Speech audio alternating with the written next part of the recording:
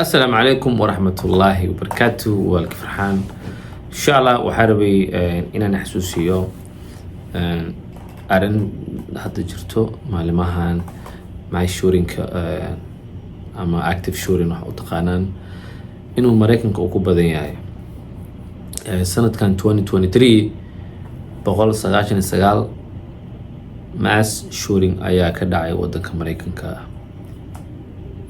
anywhere oo saddex qof ka badan lagu xabadeeyaa ama qof xabad la soo baxa oo ku dhuftaa waxaa loo qorayaa waxa la yiraahdo mass shooting marka professorada Texas State University markii la weydiiyay sababta ku dhacda waxa waaye saddex waxay sheegeen sababta u dhacda waxa waaye dhaheen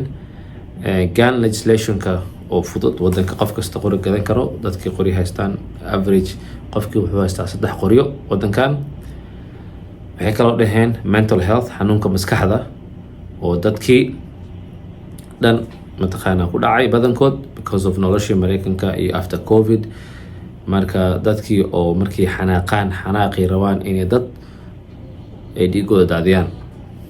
midda saddexaadna waxaa weeye and lack of waxa waaye covid-ka since covid dadki access waxay u heleen inay qori gataan so that also it's part of the causing marka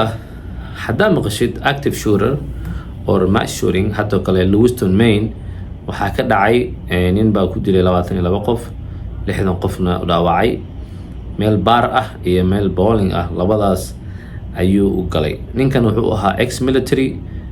bilkoor waxa la dhahay wuxuu ahaa dadka qoriga si loo rida baro xanuunka maskaxda ayaa lagu arkay booliis oo lagu wacay waa la kaxeeyay soo magaalada ku soo laabtay meeshii uu ka bilaabay ilaa haddana waa laaya soo marka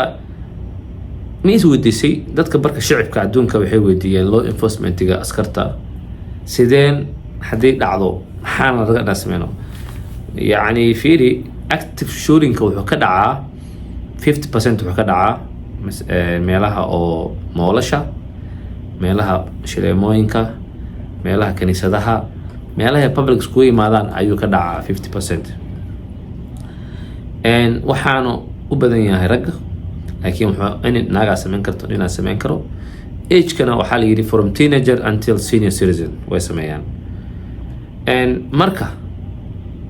maxaa marka adiga marka waxay ogaadeen markii baaritaan la sameeyay the only way adoo ku jira masaajid ama adoo ku jira business haddii la soo galo there is a plan loo sameeyaa jiro ee jaamacadda soo saartay oo askarta badana u shaqeeyay 1300 department ayaa isticmaashay plankan waxayna dhaheen is very helpful u shaqeynaya so waxaa waaye avoid ay dhaheen horta saddex waaye waa avoid deny iyo defend waa avoid af Soomaali yani ugu عمل denying يعني iska xaji wixii iska celi iyo defend istifaac because you have a right in isku difaaci so marka avoid-ka ugu horeeyo muxuu la yimaanayaa waa state of mind fiiri markuu waxa soo dhici rabo qofka bini'aadanka waxa la yiri markuu dhaco brainkiisa is shuts down they don't know what to do so ash ugu horeysa wadiinaysid waxay noqon doontaa waxaan marunba qorigan dhacaya is it real or is it fake so waqti uma haysid because most of the active shooting kama ku dhacayo waxay ku dhacaan less than 10 minutes 99% waxay ku dhacaan less than 10 minutes so in 10 minutes that guy can damage 100 of people ama qofku yahay dumar ha ahaado so marka waxa laga rabaa state of mind inaad bartid